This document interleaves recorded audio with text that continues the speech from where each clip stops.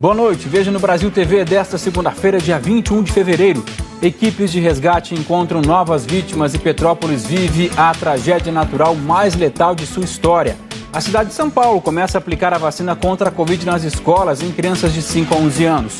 1.000 vacinas, entre elas doses contra a Covid, são perdidas depois de vandalismo em um posto de saúde de Minas Gerais. E ainda, alimentação natural balanceada e dietas personalizadas. O mercado PET investe em serviços para se manter aquecido. É agora aqui no Brasil TV.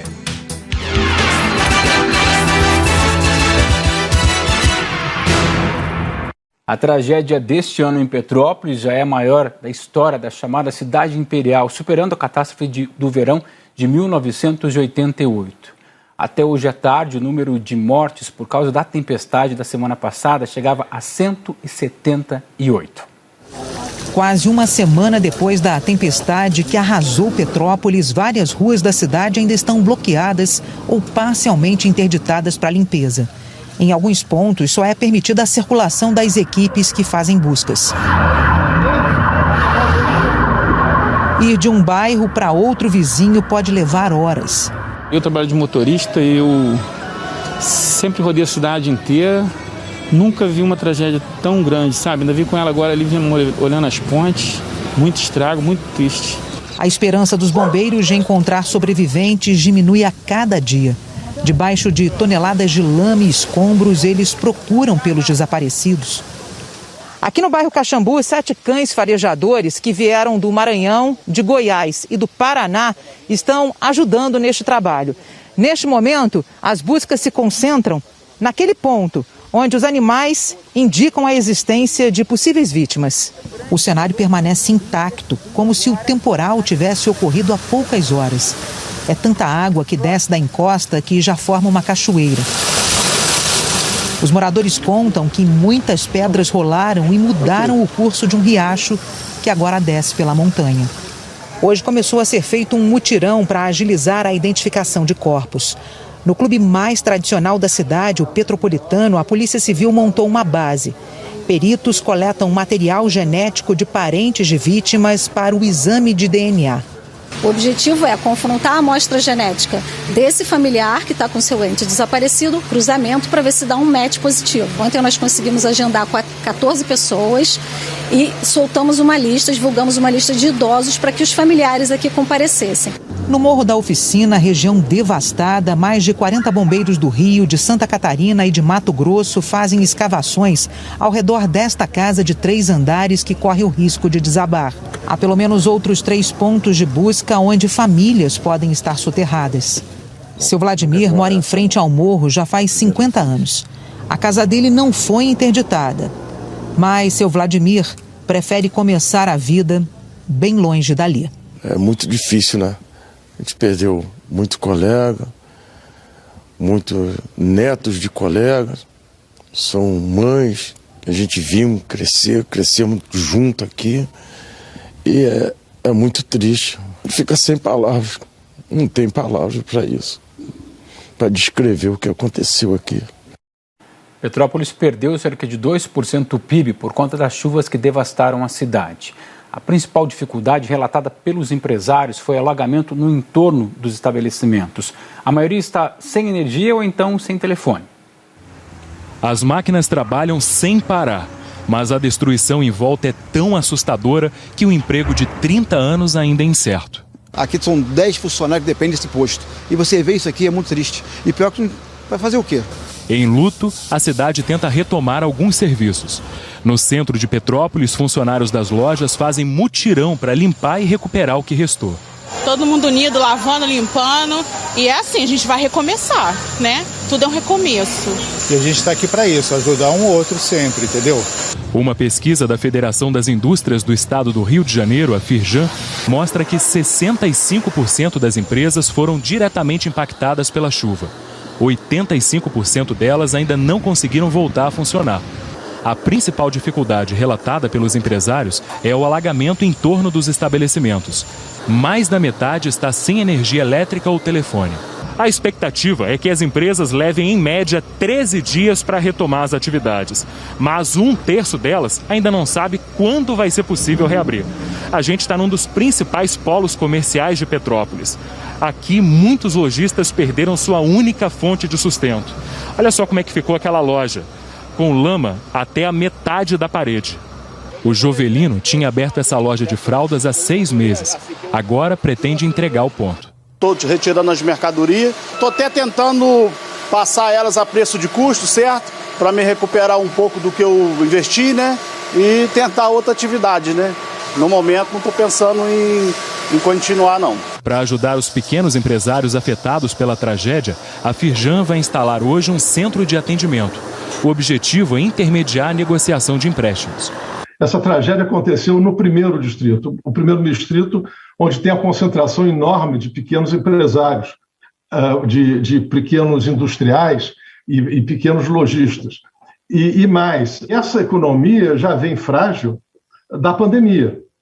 Empresários pequenos se endividaram para sobreviver à pandemia. As perdas das empresas não se limitam ao prejuízo financeiro. A face mais triste da tragédia é a perda de vidas. 11% das empresas relatam desaparecimento ou morte de funcionários. É o caso da loja da Natália. Eu vim do enterro da minha costureira, que trabalha com a gente.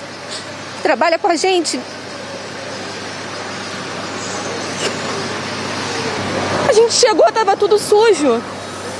Não importa, a gente limpa, a gente trabalha, a gente constrói.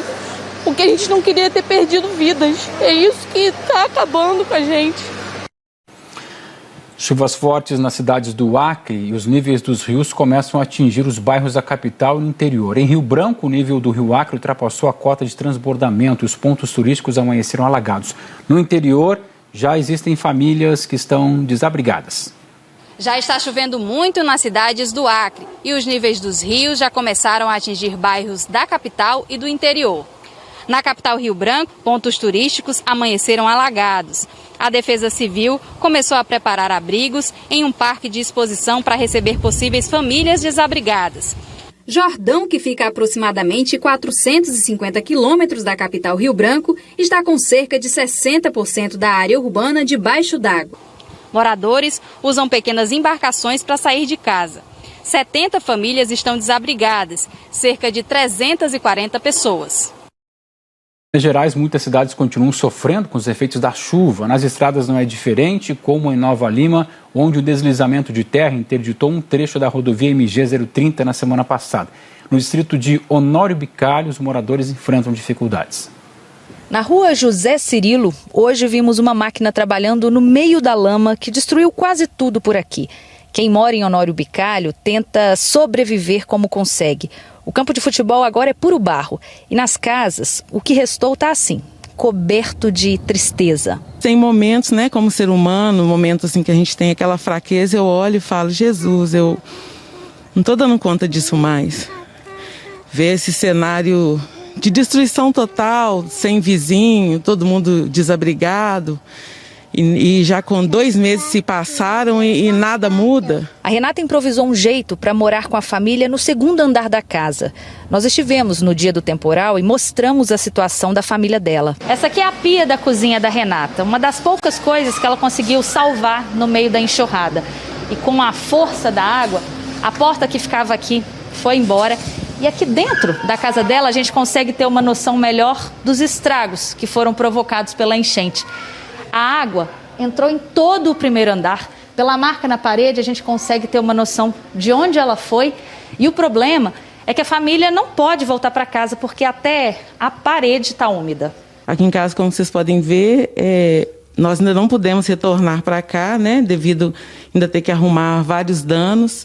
Mas nós estamos aguardando o que foi prometido, né, pela prefeitura, 2 meses de enchente e quem está pendente desse recomeço ainda não pôde recomeçar, está na mesma situação.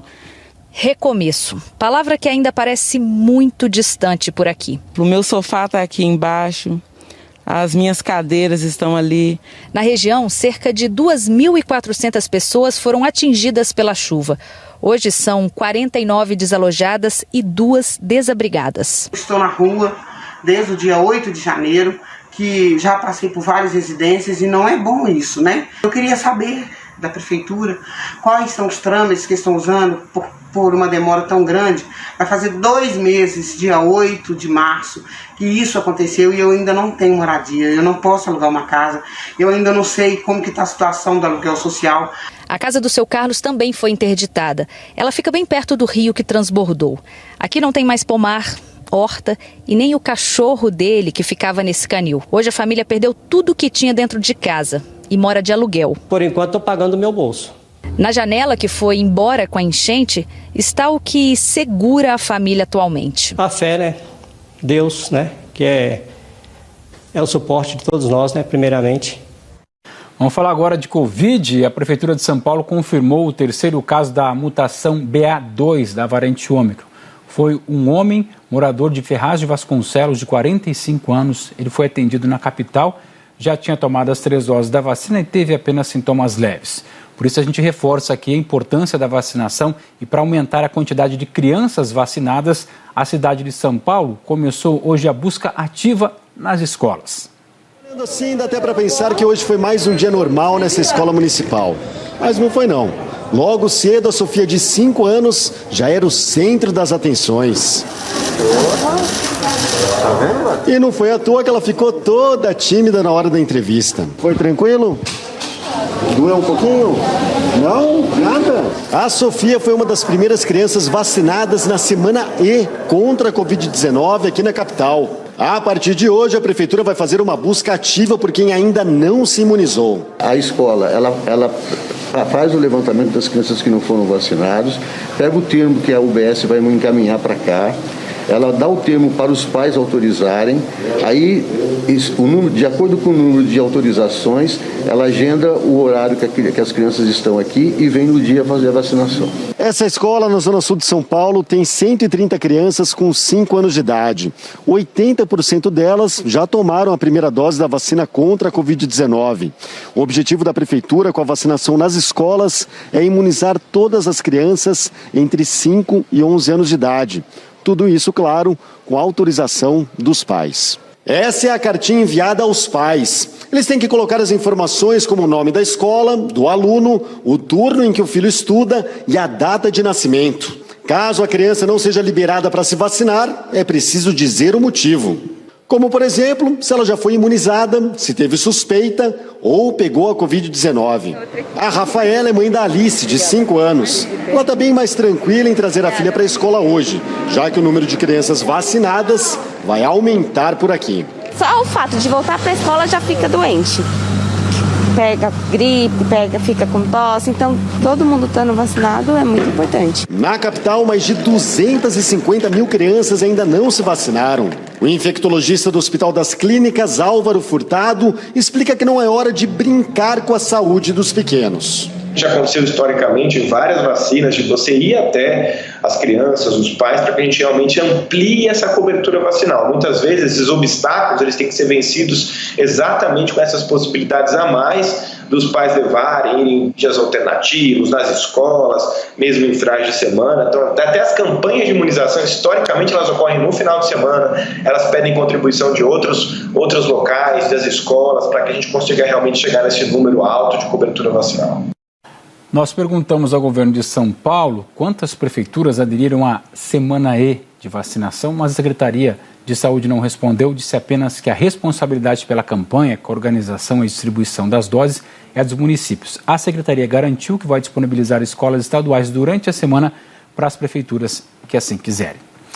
Belo Horizonte começa nessa semana a aplicação da 2ª dose da vacina contra a Covid em crianças de 10 anos. A Prefeitura também avança na convocação da dose de reforço.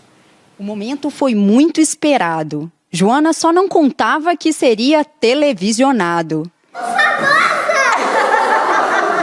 E na hora? O que você está sentindo? O que você falaria para as outras? Tremelito no braço. Agora, a mãe da Joana está de olho no retorno. Super importante, feliz demais de vir vacinar minha filha. É um passo grande aí para a conquista do combate ao coronavírus, ou ao controle do coronavírus. E que bom que as crianças foram contempladas. Estou muito feliz mesmo. E nesta semana começa a aplicação da segunda dose para a criançada. Na quinta-feira, os pequenos de 10 anos, sem comorbidade, que tomaram a Coronavac, devem retornar aos pontos de vacinação para completar a imunização. O Ministério da Saúde recomenda que, especificamente para crianças de 5 a 11 anos, o intervalo entre a primeira e a segunda dose para a Coronavac seja de 4 semanas e da vacina da Pfizer de 8 semanas. Os filhos da Viviane, que é pediatra, foram imunizados hoje. Foi tipo uma picada, foi tipo uma vacininha comum. Eu diria que nem precisa estar com medo. O coração de mãe está do lado da ciência e a pediatra explica a importância do retorno. Nossa Sociedade Brasileira de Pediatria, ela recomendou e nos assegura que é realmente seguro tanto a Pfizer quanto a Coronavac. Então, assim, o que eu recomendaria, não escolha tipo de vacina, é a que tiver disponível, né? A sociedade ampara a gente, os profissionais dessa área, né, de imunização. Ellen e a filha Catarina tiveram a Covid. Depois de esperar os 30 dias, hoje ela foi buscar proteção para toda a família. Para a filha e para a mãe, que também vai tomar hoje a dose de reforço. O que você vai chegar em casa e falar com seus irmãozinhos sobre a vacinação? Falar que não doeu. Tô aliviada, né? Porque eu tenho mais 2 outras filhas que são menores e não podem vacinar. Mas só de ter mais de 50% da família vacinada e elas poderem ir para a escola mais tranquilo e a gente poder voltar a conviver com pessoas e com os amiguinhos, com os coleguinhas, que é uma coisa que fez muita falta, né? Já é, nossa, um super alívio para esse ano. Veja a seguir, 1.000 vacinas, entre elas doses contra a Covid, são perdidas depois de vandalismo em um posto de saúde de Minas Gerais. E forças de segurança de Minas Gerais protestam em Belo Horizonte. A categoria cobra do Estado cumprimento de um acordo de recomposição salarial.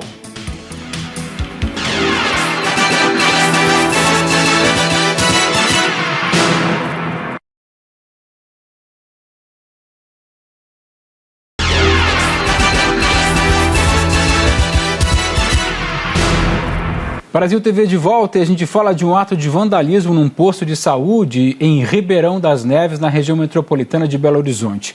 O lugar ficou sem energia e cerca de 1.000 vacinas foram perdidas. De acordo com a polícia, os vândalos danificaram a instalação elétrica desse lugar durante o fim de semana. A Flávia Cristine é quem tem as informações dessa história para a gente.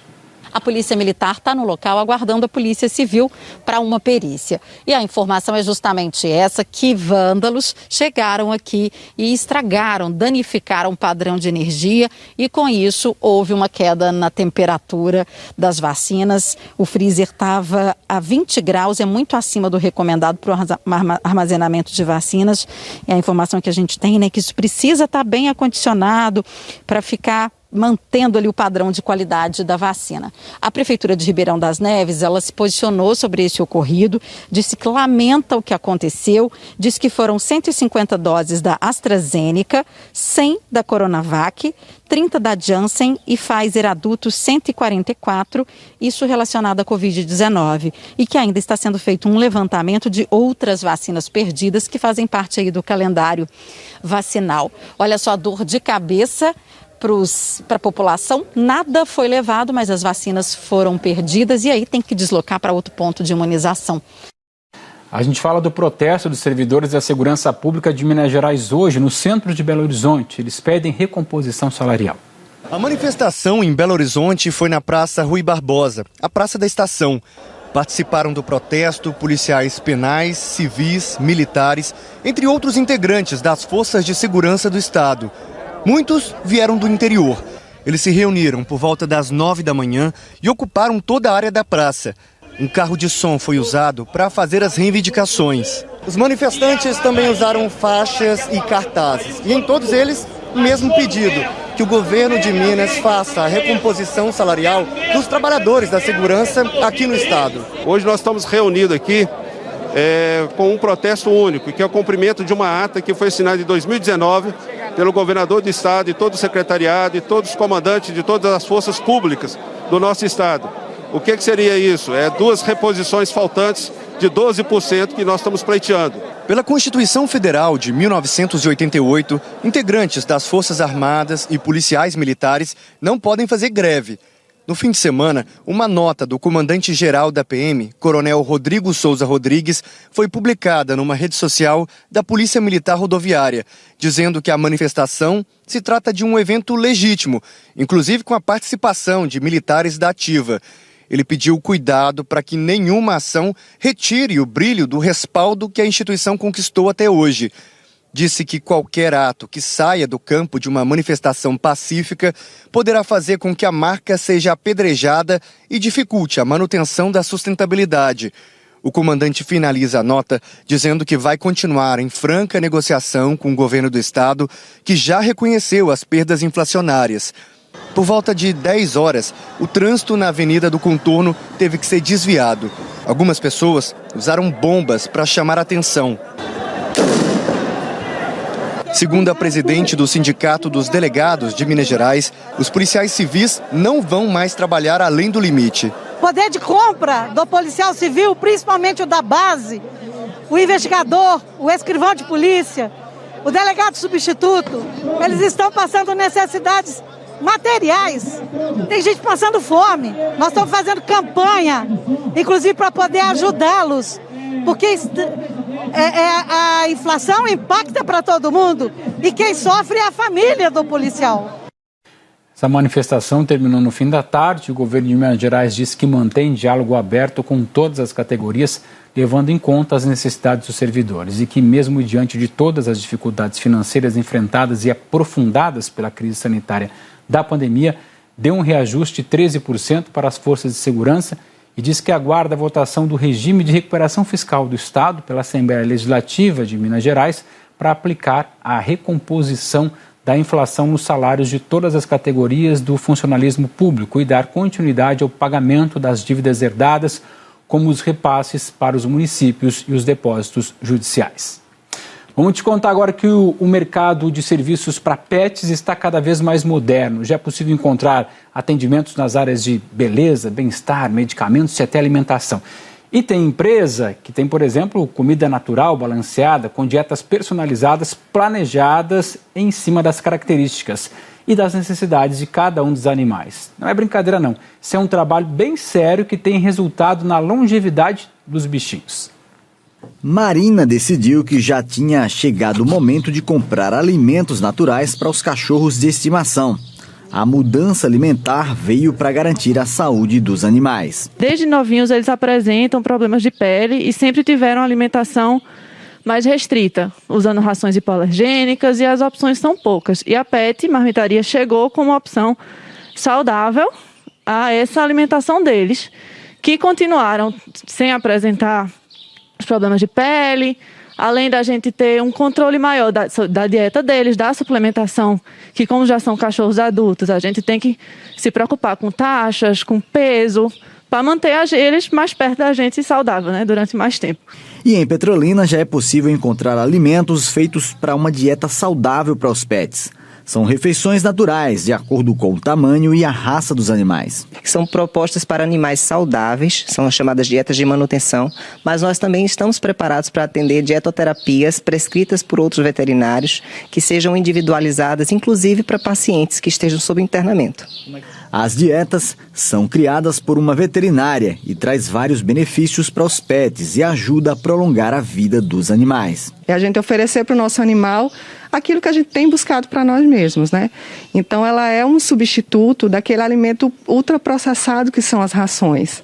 A alimentação dos animais, ela requer um cuidado maior, né? Tanto quanto a questão do balanço nutricional, quanto essa preocupação do que pode e o que não pode. Depois da alimentação, tem que cuidar da higiene e da saúde dos animais. Para garantir isso, esta farmácia veterinária aqui na cidade tem várias opções de produtos que são feitos de acordo com peso, espécie e a raça de cada animalzinho. Biscoito, pastoral, suspensão, xarope. Tem sabores que você pode colocar, personalizar essas fórmulas farmacêuticas, tanto salgados quanto doce. Danoninho, leite condensado, chocolate, banana, maçã. As que mais saem, as salgadas, carne, frango, peixe, salmão. Temos as cápsulas, que são as tradicionais. Todas as fórmulas vêm solicitadas por receitas dos nossos veterinários. A gerente administrativa da farmácia veterinária destaca que tem sido boa a aceitação dos produtos aqui na região. No início a gente fez, no primeiro mês, 70 fórmulas e hoje fizemos, agora em outubro, 300 unidades de fórmulas. Para Marina, que é mãe de pet, não há momento melhor que ver os animais felizes na hora que eles se alimentam com uma comida natural e saudável. É uma festa. Quando eu pego a comida e vou colocar, eles pulam e brincam e pedem. Se deixar, quantas vezes eu botar, querem mais, cada vez mais. O Brasil TV fica por aqui, te lembrando que outras notícias você vai ter no Jornal Nacional, às 8h30, pelo horário de Brasília. Uma boa noite e até amanhã.